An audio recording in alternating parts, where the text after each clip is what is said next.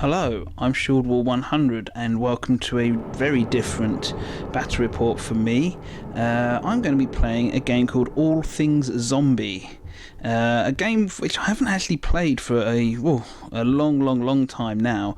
I used to play this down my local games club. We had a really long-standing game on the same board. I think it took us 3 months to play. I had the benefit of one of those really cool clubs where you could just leave games up standing for as long as you needed, as long as you kept paying your subs and stuff. And we kept going on this same board. And as well, from the title, All Things Zombie, it's basically a modern timed post-apocalyptic zombie infestation type game where you and your friends play a group of survivors or gangers or military, that kind of thing, maybe police, and yes, you have to try and survive or fulfill a number of objectives or whatever. Really, it's a very strong sort of there's a lot of role play sort of involved, more so than many war games. It's RPG light is what it likes to describe itself as, I think, and you basically have to make of it what you can. It can be played cooperatively. You can play against each other as rival groups. I mean, I'm sure you guys have got, anyone who's seen The Walking Dead or any number of zombie films can get the idea as to sort of situations you can find yourself in or try and manufacture for gaming purposes. And it's the main reason I actually started collecting 28mm scaled scenery. It was just kind of handy that a lot of it scaled up to fit in with Batman as well. So yeah, and there we are. I'm just going to think, I've got my stuff out. I wanted to put together something a bit different, a bit special, and I found all my old zombie models, so and my survivors, etc. So I thought, why not give it a go? This is going to be a game of All Things Zombie, the version of the rules that myself and my clubmates used to play. It's not the current version of those rules, although, I mean, I'm sure it keeps the basics the same. And interestingly enough, if you look at the 2 Hour Wargames website, which is the 2 Hour Wargames is the company that makes this, they're actually going to be doing a Kickstarter fairly soon for the most recent version of these rules. So if you like what you see, head on over to their website and see when their Kickstarter goes up. You know, I can only recommend these rules if you've got a board for, you know, the Batman game, for example, already, or any sort of modern or even like semi-modern scenery, because you can play this in rural areas as well. Then yeah, I can't recommend this game high enough. It's very easy to get plastic zombies these days, and survivors are great fun to paint. So, you know, but enough of this. I'm just going to go into what we're going to be doing today. So today, this is a 4x4 foot set of scenery I've got, and you'll probably recognise lots of it, those of you who've seen my Batman reports before. And what I'll do is, since I've got this steady cam on, I can show you. This is our survivor. Hank Buttley, I think I'm going to call him. He is a singular reputation 4, I'll get into his stats in a moment, another take, survivor, and he is looking to scavenge this area for resources. I'm going to zoom back out now. He's coming on to the board down here. He has a wife and a child back at his home. He's looking to scavenge together some last-minute supplies before they try and take off from the city. The infection's been ongoing for about a month since the city fell. They've been holed up in the quiet, in the dark, trying to put together enough to keep their car running and any supplies for their day. And he's making one last bold dash out because he's heard that Heisenberg's fried chicken over here was actually cooking out until the last minutes of the infestation. So he reckons there's still probably some preserved food in there, and he also could do with some fuel, and there's a handy dino gas just here. So he'll be going for that too.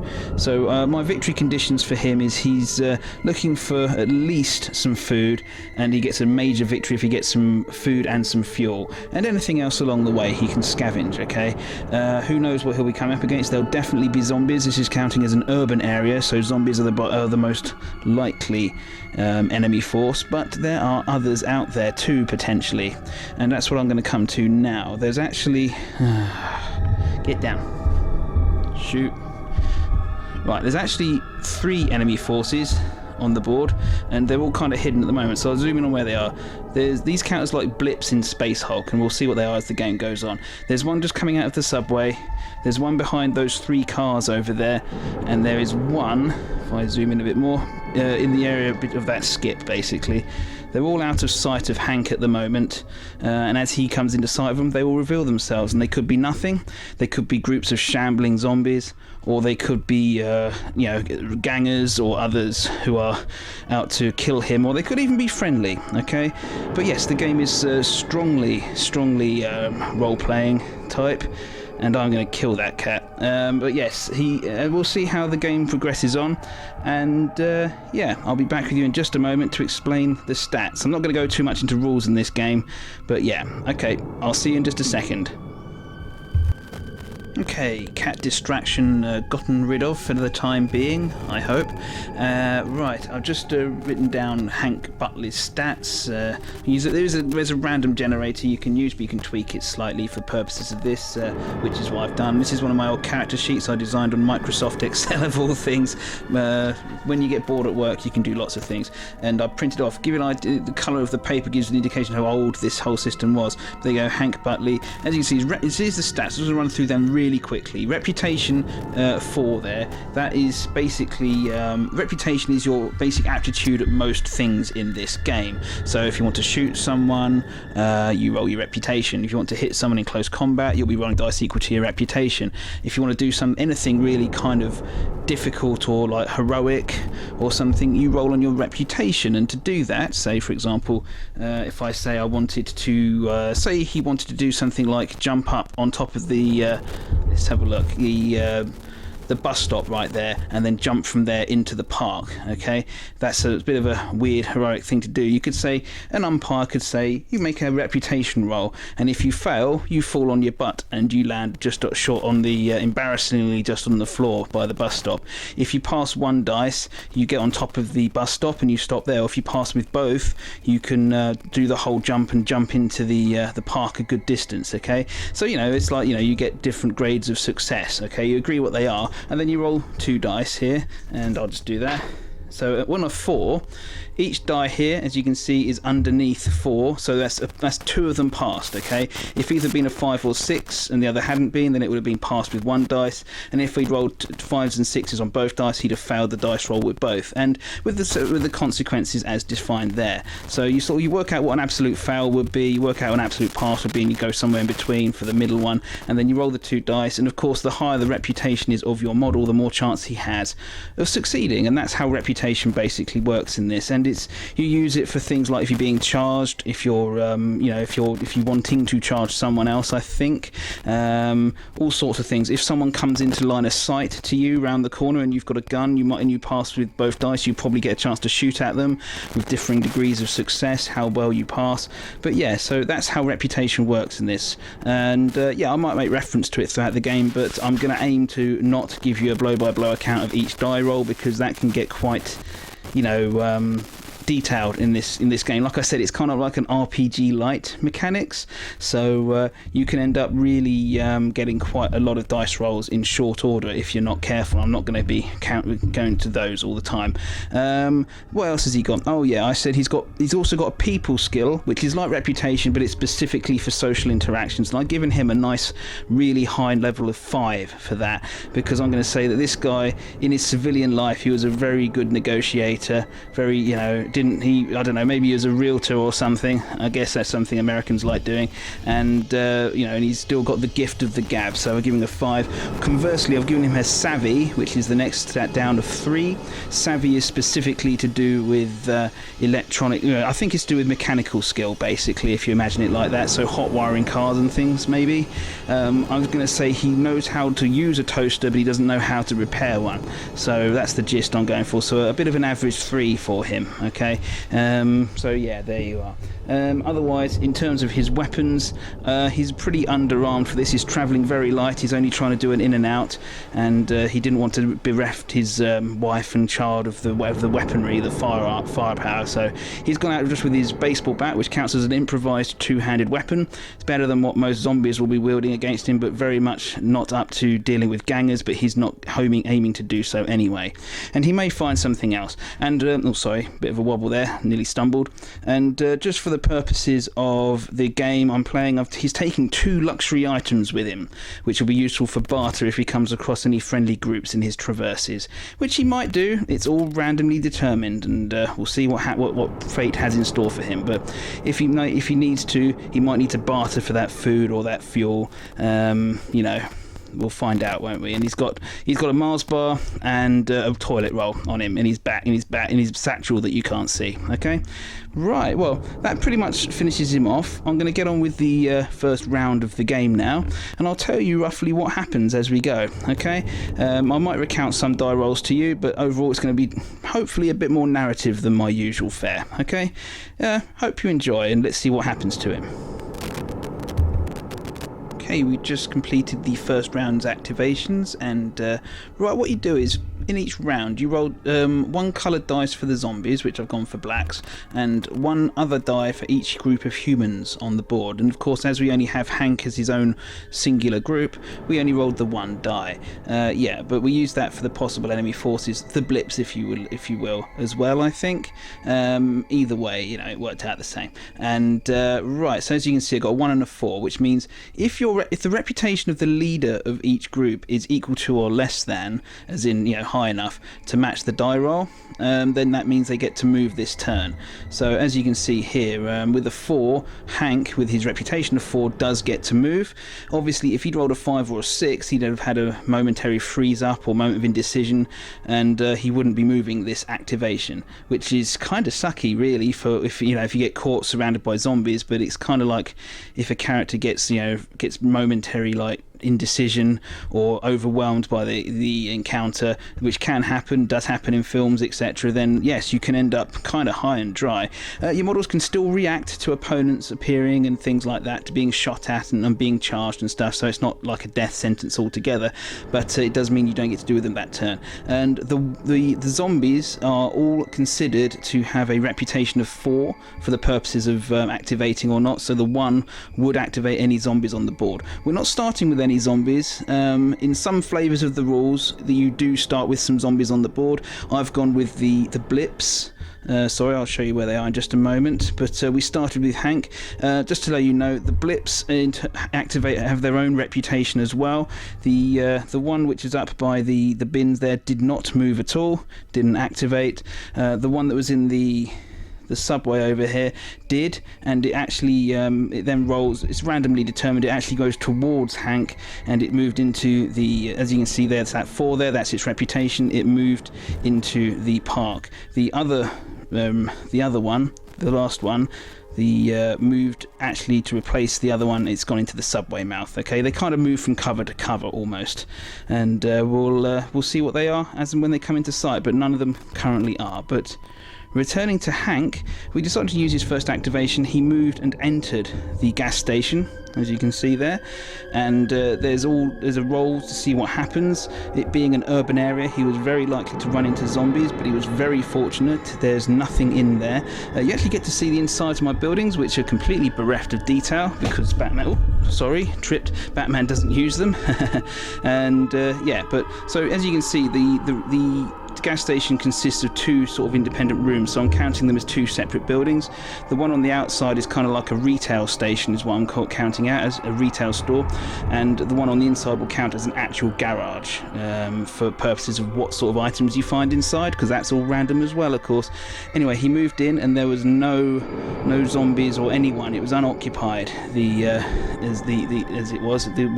So he went to search and found a set of keys, which could be car keys. I'm actually going to count them as the keys to this back part here because it makes more sense. So next turn he'll be able to move around and enter this part of the building as well without problems. But you can find car keys which will link up to a random car outside.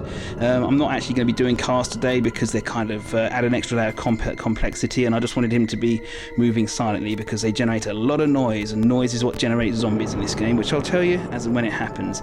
Anyway, so there was no combat. I've left Hank outside for purposes of filming, but he is indoors. We're going to move to the next round now, and I'll recount to you what happens. Okay, I'll see you in a minute.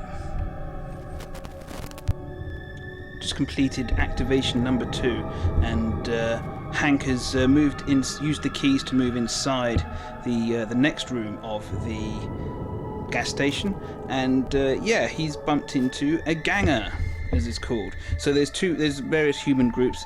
Hank is a survivor, which means he's basically doing the right thing, and he's trying to maintain his bit of civilization and keep his family friends safe.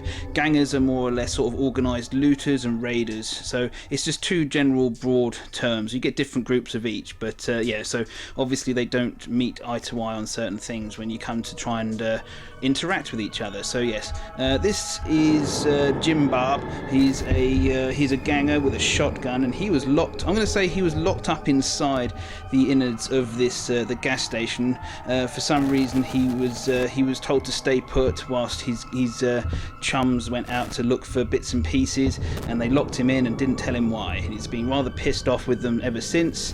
It's been a few days, and he's just been surviving on the food he's had in there. And yeah, it obviously never occurred to him to use the shotgun to escape. Oh well, he's obviously not the smartest tool in the shed. And yeah, he was quite pleased with Hank for using the keys to get him out.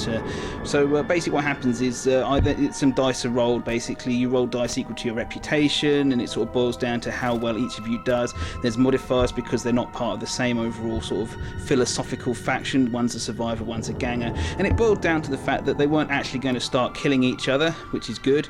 And but however, Hank isn't leaving the gas station. He's going to stay in it. He's not going to. You can actually, if you do really well, he can actually end up joining you and you know, fighting with you for the duration of the scenario, or even longer if you're playing a campaign. That was not to be, but he did decide he might barter for resources, since he was eyeing up that chocolate bar in Hank's pocket. So yeah, so Hank decided to use his bartering skill to swap the chocolate bar for some of the spare fuel, which is inside the shed here, which is what he needs, one of his items, and that was done. So yeah, we'll say that Hank can leave now. Obviously, there's nothing, he can't loot the building anymore because there's an occupant inside. He'd have to get rid of the ganger first, but he's not really thinking to do that, being a survivor and all. But yes, Jim Bob here will be able to leave the confines of this single room and might take the opportunity to stretch his legs. He is a reputation 4 overall as well, so he'll activate more often than not, and I have to activate him now instead, albeit with less of a overall mission in mind. Okay, in terms of the blips, I'll just tell you where they've gone. I'll just straighten up the old camera a little bit, sorry. You'll be able to see, let's see, there's one of them moved into, oh, beg your pardon everyone, moving pains. One of them moved into, the one that was falling up behind moved into the, there it is, moved into the park, whereas another one moved a bit further up into the same space as Hank and the petrol station. It's just that because they're all indoors, they haven't actually been able to see out yet, but I'm sure that one will not remain hidden for too much longer. And finally, the last blip, possible enemy force, is still hanging around back there. It's a very low reputation of 2, so it'll take a lot to get that one moving, but who knows what it represents. Okay, right, going to move on to activation 3 and report back, see if anything happens. Okay, take care. Okay, and in the following activation, all hell's kind of broken loose. The activation rolls resulted in Jim Bob going first, and followed by Hank, followed by any zombies, of which, you know, there weren't any that weren't placed at the beginning of the turn, so they didn't get to activate. But as we shall see, Hank decided to stretch his legs by leaving the well, leaving the confines of the garage and moved out into the store, maybe to get some more food if he could, but he moved directly round and into line of sight of the blip, which was just on the opposite side of these cars. And again, random generation as to what they are and stuff, and he came into line of sight and revealed a trio of zombies staggering up the road, and with some utterance probably akin to, "God damn it, you just led him straight to us, didn't you, stupid son of a bitch."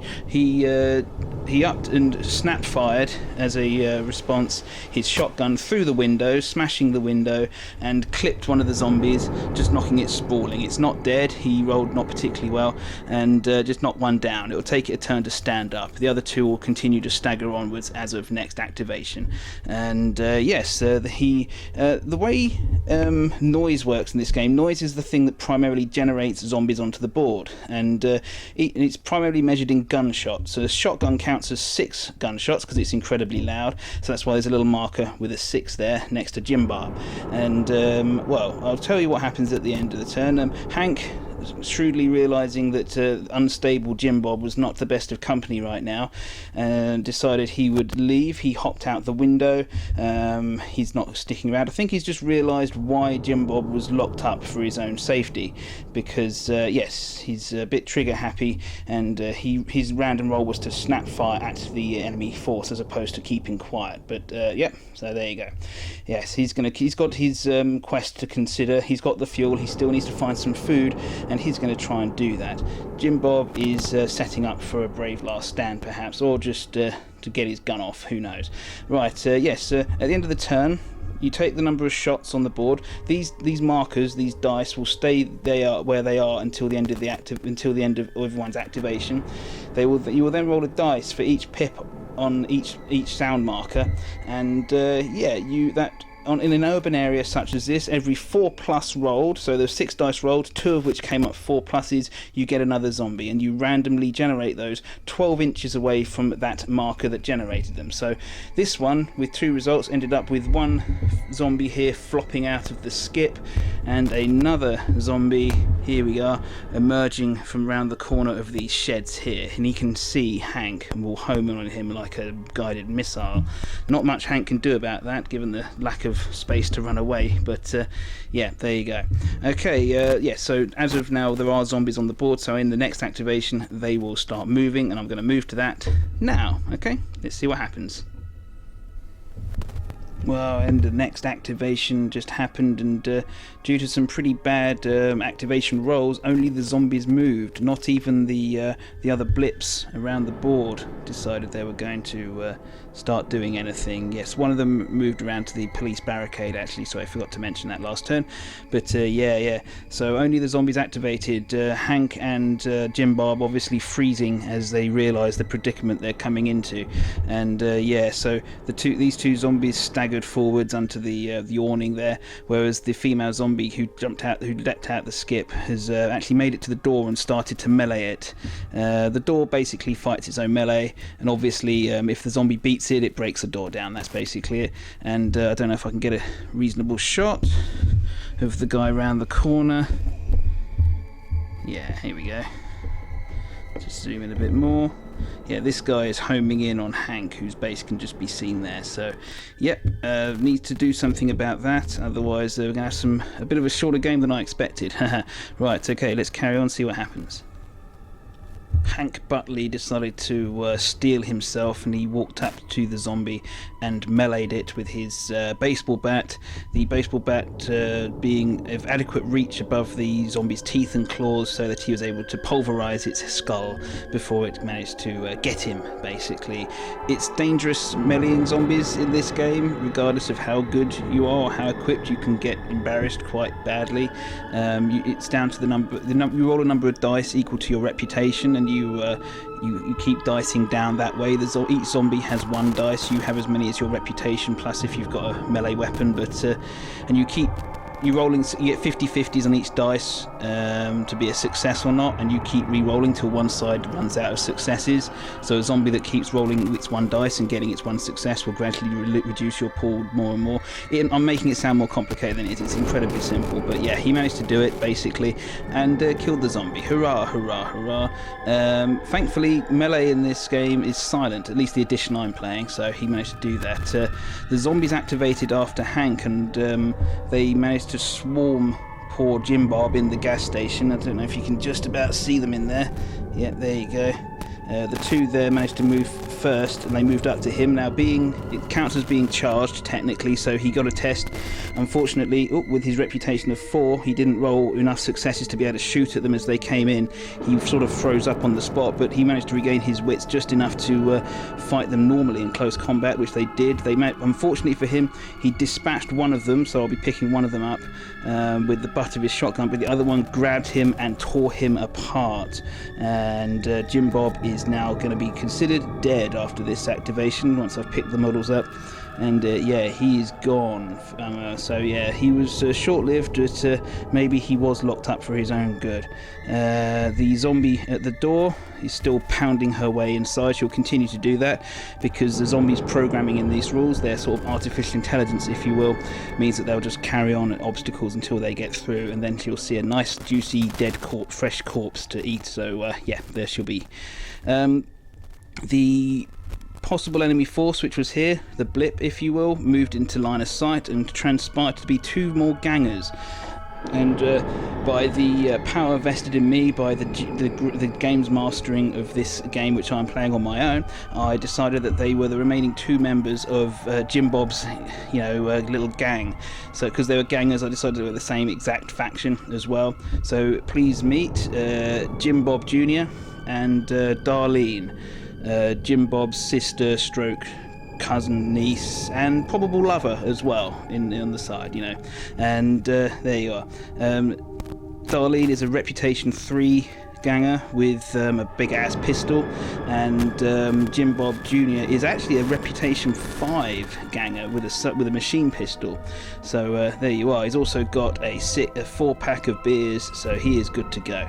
Upon gaining sight of Hank, there more dice were rolled just to see who got the drop on who. Obviously Hank, having a baseball bat, couldn't do anything even if he had got the drop, so they shot at him because they're nice like that.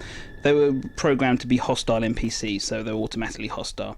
No bartering with these guys. And they shot at him with with their rifles and whatnot, their submachine pistols, sorry. And they missed. They were snap firing, and so I forgot to do it. He's actually out in the open here.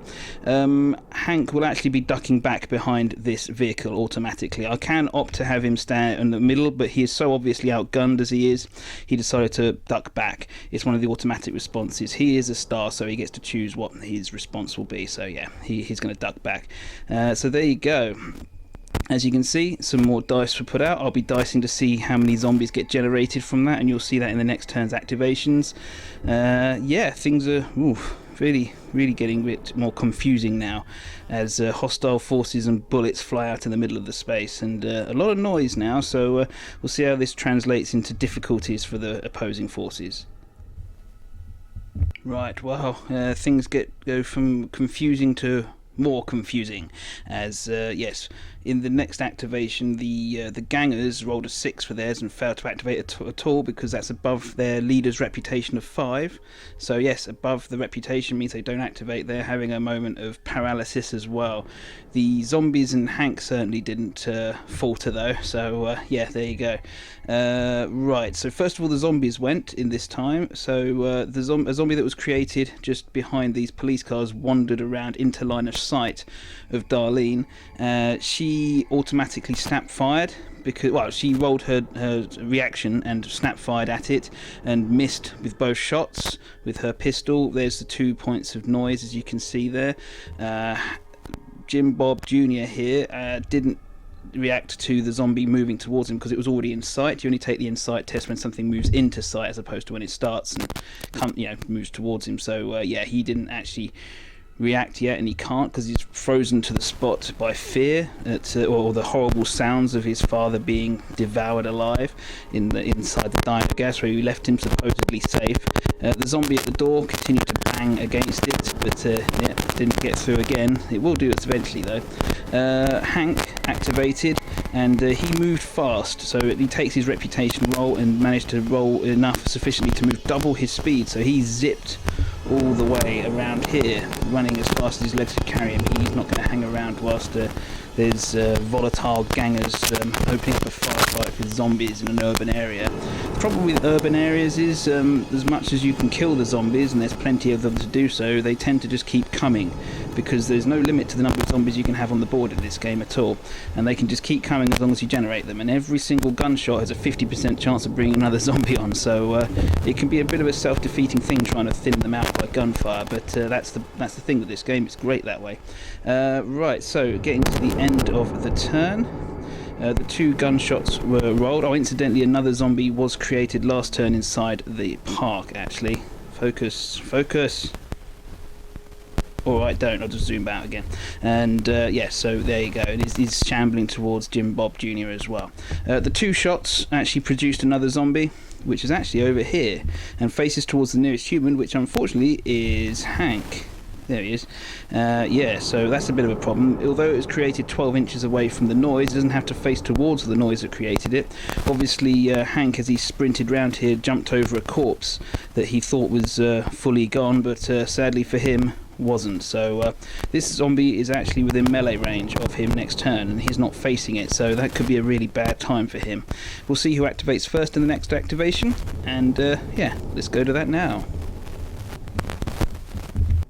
Quite the reverse of what happened in the last activation now, as the gangers activated and neither the zombies nor Hank were able to this time. Obviously getting over their decision paralysis from last time, they decided to open up fire, and yes, well, Jim Bob Jr. just totally ruined the zombie in front of him with his machine pistol. Unfortunately for Darlene, her shots both went wide of the mark. She's reputation 3 is really quite dire in this game for rolling to hit for shooting. So despite the fact that she could actually place her shots if she wanted to, she was unable to do that. And yes, 5 bullets worth of shots rang out in terms of noise, and sadly for the gangers, every single one of those resulted in a new zombie being placed. So yes, they are pretty surrounded at the moment. Yep. But yes, the zombies have to actually activate. Oops, sorry, in order to do something about that. So yeah, next activation, see who's going to go. But yes, remember what I said about gunfire being a bit of a bad situation, bad solution to these problems? Well, yeah, there you go. There's a demonstration of it right there. It was squeaky bum time as the zombies activated first in the next round, which meant the zombie over here moved up and jumped Hank from behind, actually. Thankfully, due to good dice rolling, Hank was able to survive to live another day, and yes, did so. He managed in his turn to fast move over to here now, so he's really getting his sprinting on a little bit. He's obviously trying to get out of this bad situation, but yeah, that was hairy there. That could have actually killed him off. Actually, fun enough, during Hank's activation, he actually came into sight of the blip over here, and it turned out, thankfully, to be just a false alarm. That can happen. It's more likely to happen later on in the game when the other ones have been revealed. And yes, it didn't turn out to be another bunch of zombies, or worse yet, another bunch of humans. So yeah, Hank managed to survive and eliminate the last possible enemy force on the map. So there you go. And yes, for the rest of it though, the zombies are encroaching towards Darlene and Jim Bob in the middle here. They are coming in from all sides, and yes, it's looking pretty bad. More gunfire from the pair actually ended the unlives of the zombies nearest to them, but then generated a couple more zombies which are placed 12 inches away, and will continue to move towards them. So at some point something's got to give here. But yeah, they're fighting back is the end of it, but how long can they hold on? Okay, we're going to move to the next activation and see what happens next. disaster strikes again for Hank as he rolled a 5 for his activation roll, which meant that he, as a reputation 4 guy, will not be able to activate this turn, and a stray zombie from the pack has wound up closer to him, at the beginning of its activation, so it's actually moving this way instead of towards the gangers, so another zombie's coming his way if he doesn't actually get his act together. For their part, the combat in the middle is ongoing. The two gangers blowing away any zombie that gets too close, but the numbers of zombies getting closer is getting worryingly large now, so we'll see how that pans out for them, shall we? And we're going to move to the next activation. Well, Hank Buttley easily dispatched the zombie that staggered into his path. The zombie's activating first this turn, of course, and thankfully his skills with the bat were sufficient. He's not giving up now. So he was able to smack the zombie, and then for his part, fast move up to within touching distance of the Heisenberg fried chicken and his ultimate goal, hopefully of some food. Well, next up was the gangers. The Jim Bob Jr. and Darlene managed to shoot up a little bit. Darlene missed her shot, but the two zombies staggered into combat with her actually at the beginning of the turn, and she was able to dispatch them, thankfully. She was very lucky, actually, got very hairy at one point because she has to divide her dice between both of the zombie combatants, and getting beaten in combat by a zombie in this is just, well, I think it's instant fatality really, because you're dead, aren't you? But it wasn't good, and you can see why they keep her around, Darlene. That is, it's not just because of her family name and her matching chin. It's because she's good with that knife too. But nonetheless, there are zombies still encroaching upon the position, and the ones inside the gas station have just finished eating Father Jim Bob, so they're going to start staggering out towards the sound of gunfire as well. Okay, going to carry on now, and I'll get back to you in a sec. Okay, the next activation allowed our hero to go first, and he moved into the fried chicken establishment, and the random roll determined that 2 zombies were inside. Heisenberg and his wife. Heisenberg, no! Oh well, he unfortunately was cooking to the last, but he became zombified as well. Anyway, using his baseball bat, he swung into the 2 undead. You do roll to see if the zombies get the drop on you. Thankfully that didn't happen. He moved in and found them before they found him. He's still having a baseball bat, only had the melee option available to him, so in he goes. He did dispatch Heisenberg down there, but the wife is actually in. He drew combat at the last, both failing their last die rolls, so they're locked in combat for the next activation. Now the zombies themselves didn't activate this turn, so they're just standing still, drooling for a bit. But the gangers certainly did, and they took stock of their options. With one last burst of fire from the machine pistol nuking a zombie nearby, they started to move up the road now to try and get away from the throng, so to speak. The cries of Jim Bob the Elder having finished from the dino gas. Ugh. Okay, right, so that's it. They'll be exeunt pursued by zombies, I think is the term. Okay, back onto the next activation. And in this activation, the gangers activated first, and just they're beating a retreat. They just got to the board edge, so they'll be leaving soon. They've stopped firing, so they won't be generating any more zombies.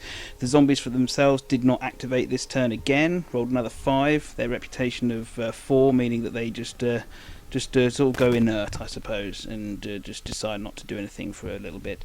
So there won't be much to stop the gangers now. They'll be getting out, and they'll be ruining the day they met the guy in the white shirt who got their granddaddy or their daddy, whatever, killed, and maybe hoping they cross paths with him again, maybe to get him in the future. We won't forget this. It's all his fault, obviously. Right, like I said, the zombies did not activate this turn. Over to Hank, who managed to take down Mrs. Heisenberg, who when he was able to direct all his attention towards her, finished off Mr. Heisenberg too. So the restaurant was his to loot, which he did, and due to the fact that it is a restaurant, it was a very high chance of finding food in there, which he did. Hurrah! That was a good roll. Well, just it wasn't a bad roll, let's put it that way. And yeah, that means that he has foodstuffs, he has fuel.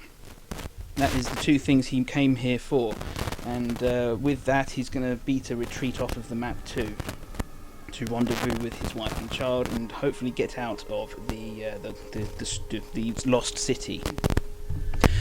Technically speaking, just zoom out again, sorry, I should really continue to play on, because you'd normally want to get out the same part of the board that you came in to, for narrative purposes, but yeah, I mean, I'm not going to bother doing that. He hasn't got a gun. There is potential, obviously, for random events to happen which could set off noises or make sudden floods of zombies enter the board or something. Things like car alarms can start going off randomly, or buildings can catch fire, etc, etc. All these things can draw zombies to the board, and therefore he could have problems getting out. But given the fact that it would make for rather unedifying viewing, and the fact that I'm not playing in a group where we want to just keep going and see what happens, etc, or maybe be against each other, it's just him going to be sneaking around the long way off the board, really, that way and then that way. As long as he keeps from any zombies being able to see him, and keeps his distance, he'll be fine. And yeah, that'll be that, really.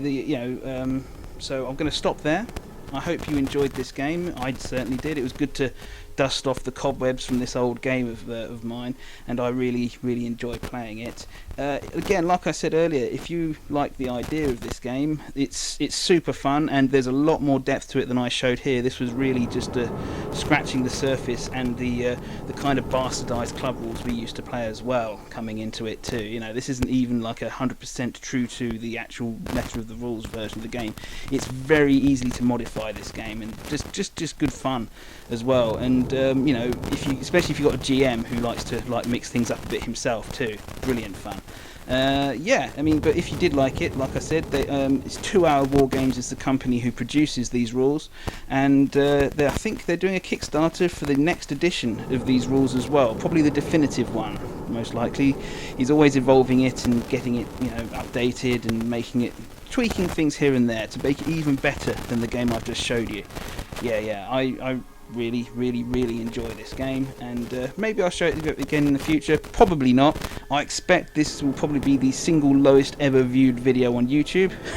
So certainly on my channel I expect, and probably on the whole of YouTube, because it's such a niche game on a niche channel which plays niche games all the time anyway. So I doubt it will get very far, and the production quality is kind of naff too. I'm not afraid to admit that.